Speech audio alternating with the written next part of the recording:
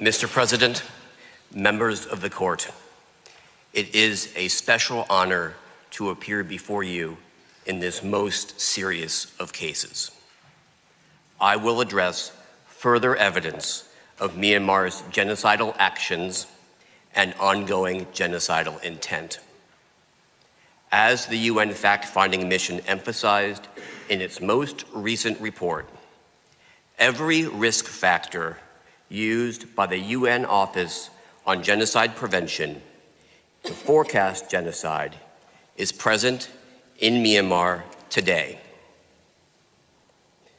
Myanmar's genocidal intent is rooted in its long-standing policy that the Rohingya, by dint of their ethnic and religious differences, constitute an existential threat to Myanmar's racial and religious purity and to the country's well-being.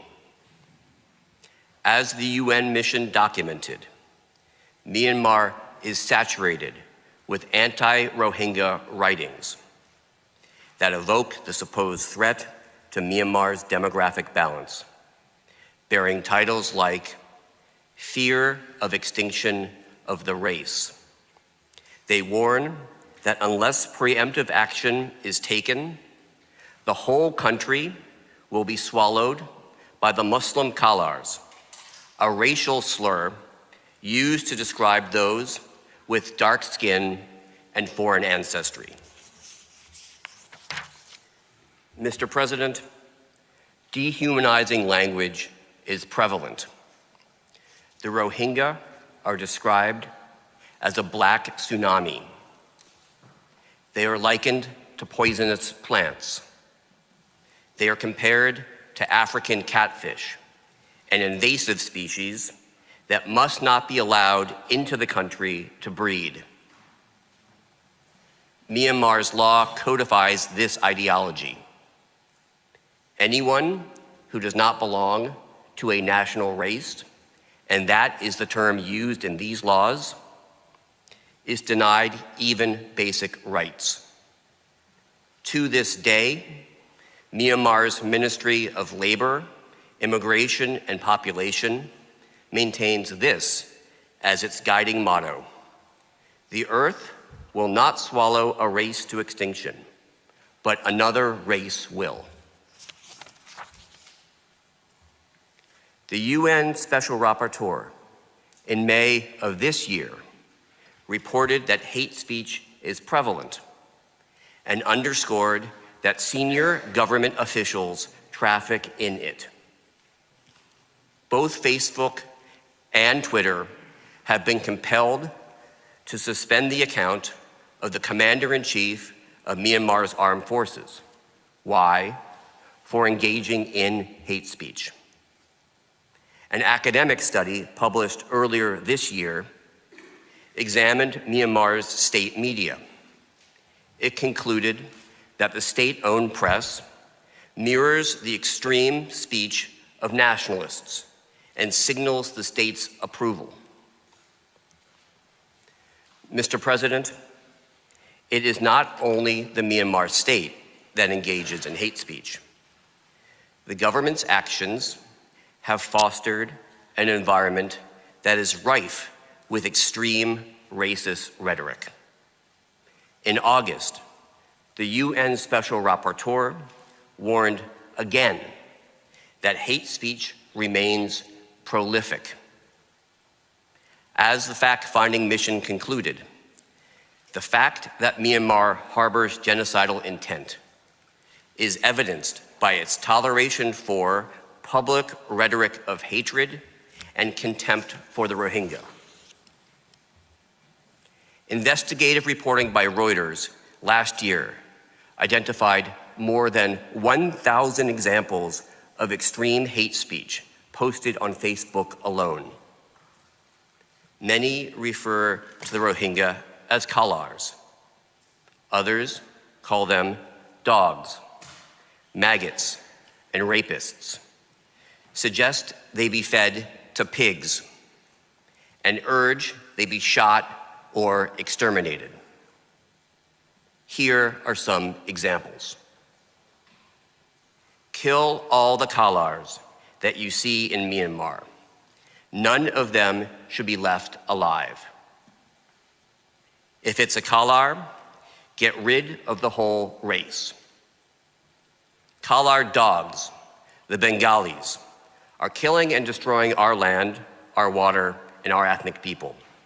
We need to destroy their race. We must fight them the way Hitler did the Jews. Pour fuel and set fire so they can meet Allah faster.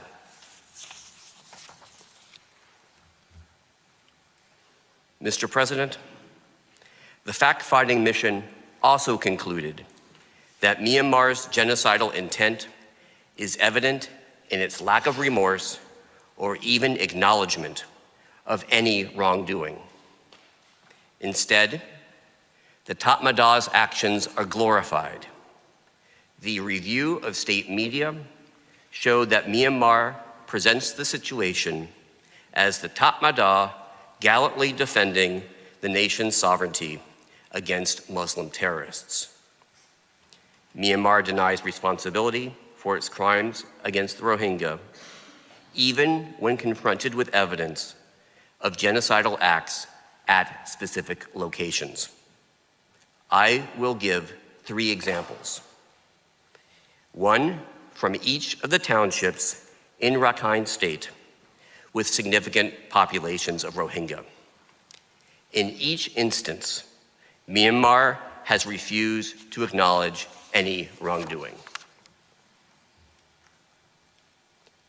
I will begin at Mingyi in Maungdaw Township. You can see its location on the map on your screens.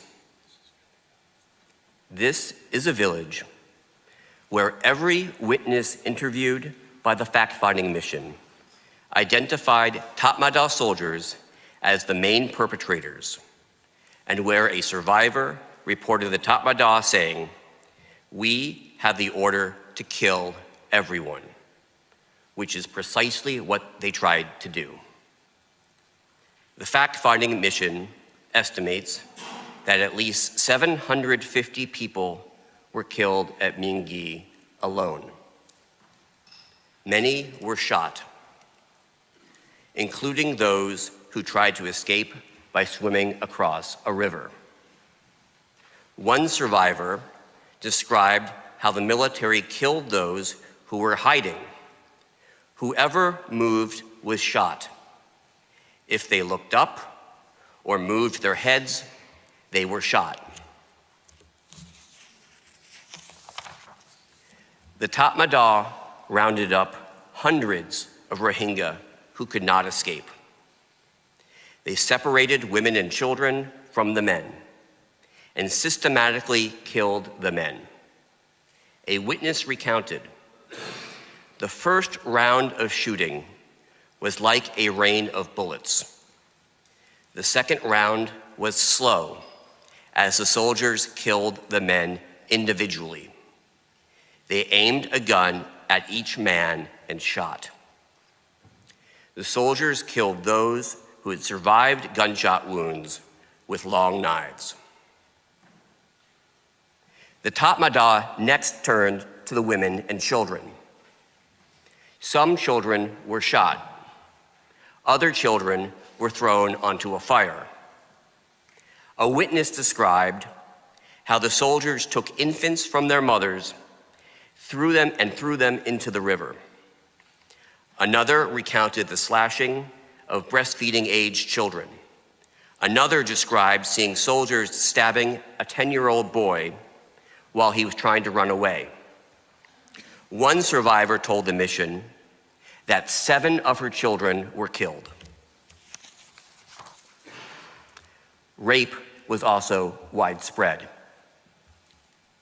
At Mingyi, the Tatmadaw took women and girls in groups of between 5 and 7 into houses where they were beaten, brutally raped, and frequently stabbed.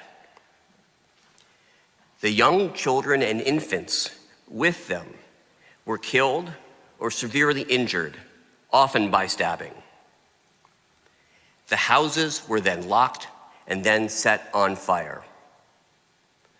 One survivor who escaped from such a burning house recounted, "I entered the house with 4 of my neighbors, and 3 of us had babies. I knew the house. There were dead bodies on the floor, young boys and older men from our village. As we entered the house, the soldiers locked the door. One soldier raped me.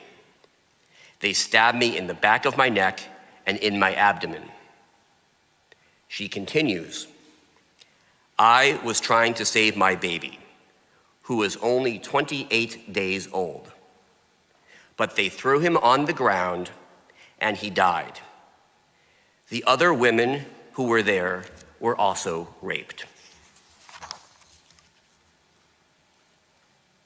Satellite imagery analyzed by UNISAT reveals that Myingyi and its associated hamlets, numbering some 440 structures, were completely burned and destroyed.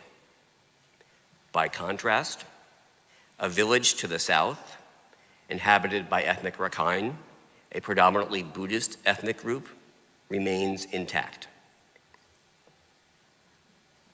What does Myanmar say about Myingyi? The answer was given by the spokesperson for Myanmar's agent in this case. He blamed the Rohingya. He said it was the ethnic Rakhine and security forces who had been attacked by what he referred to as hundreds of terrorists.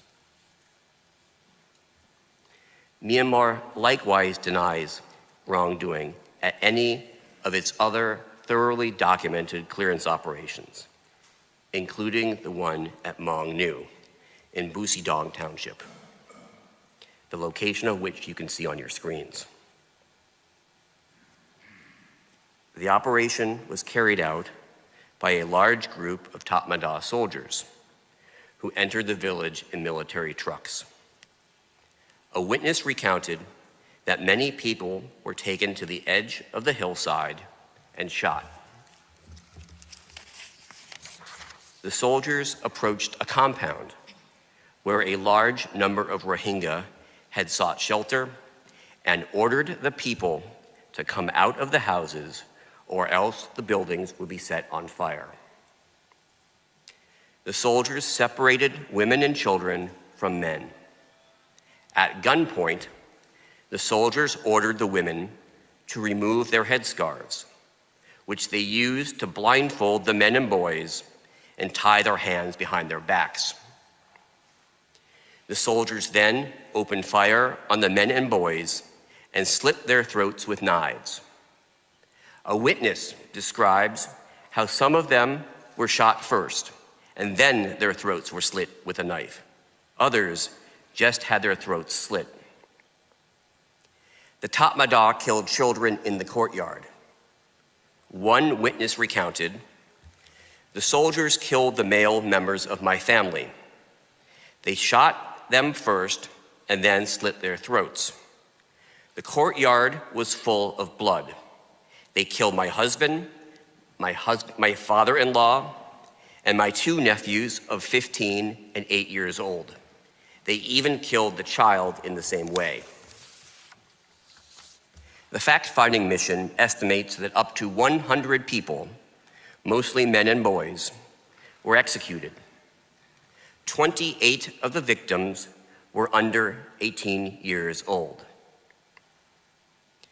Women and girls were gang raped, killed, and mutilated.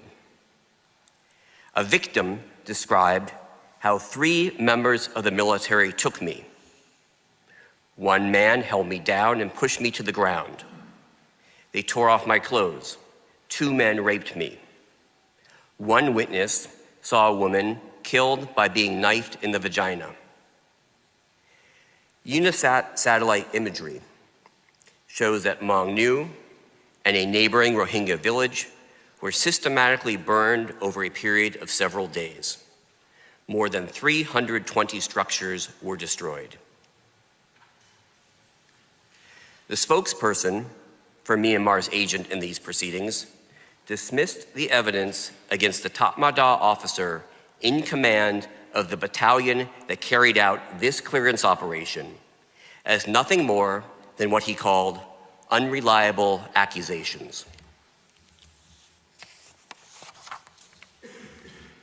Myanmar has also refused to acknowledge responsibility for the clearance operation at Phut Chin in Buthidaung township, which is now shown on your screens. The fact-finding mission determined that hundreds of Maungdaw soldiers participated. After surrounding the village, they opened fire, shooting at villagers, including those who were fleeing. The perpetrators dragged people from houses and shot them at point-blank range. Others were killed by having their throats slit with large knives. One survivor recounted, "If people were not killed by the gunshots, they were slaughtered to make sure they were really dead." An elderly woman described being pulled from her house with her 70-year-old brother. "Soldiers used rifle butts to beat my brother on the head, and I saw his brains come out. I saw people being killed with long knives. The soldiers were also spraying bullets, and many people were injured and killed. Our village was full of dead bodies. I saw dozens of people killed. First, they shot the people, and then, if they were still alive and the body was moving, they used a machete to slaughter across the throat." The Maungdaw set houses on fire, including those still occupied. Other victims were forced inside houses before they were intentionally set alight. In one house, between 6 and 7 men were forced inside. Those unable to escape were burned alive. The fact-finding mission concluded that the Maungdaw specifically targeted children, including infants and babies. Some were wrenched from their mother's arms and thrown to the ground. Others were thrown into fires and burned alive. Women and girls were subjected to rape, gang rape, sexual mutilation, and sexual humiliation. The Maungdaw took some to a makeshift military base where mass gang rape occurred. These victims were subjected to serious physical injuries, either before being raped or after being killed, including the mutilation of their breasts. UNOSAT's analysis of satellite imagery confirms that the entire village was destroyed. By contrast, the nearby non-Rohingya village remains intact. The fact-finding mission estimates that the Maungdaw killed 358 people at Phut Chin. The victims included 127 children, all under the age of 6. What does Myanmar say about Phut Chin? Just a routine security operation. The Maungdaw were searching for militants. No more than 10 people died. There were no rapes. The Rohingya burned their own homes. Mr. President, the fact-finding mission concluded, based on these and other atrocities, that Myanmar's genocidal intent is evidenced by, inter alia, the Maungdaw's extreme brutality during its attacks on the Rohingya, the organized nature of the Maungdaw's destruction, and the enormity and nature of the sexual violence perpetrated against women and girls during the clearance operations. The fact-finding mission concluded that further evidence of Myanmar's genocidal intent consists of its lack of accountability or even public condemnation of crimes like those we just reviewed. This conclusion, Mr. President, is consistent with the UN Special Rapporteur's report last month that Myanmar's government allows the military to operate with impunity, even though it is responsible for, in the Special Rapporteur's words, the extreme violence that was inflicted during clearance operations, which were executed on an unprecedented scale and with an unprecedented brutality, all indicators of genocidal intent. Mr. President, members of the court, this concludes my presentation. I thank you for your kind attention and ask that you invite to the podium Ms. Pashpanoscha.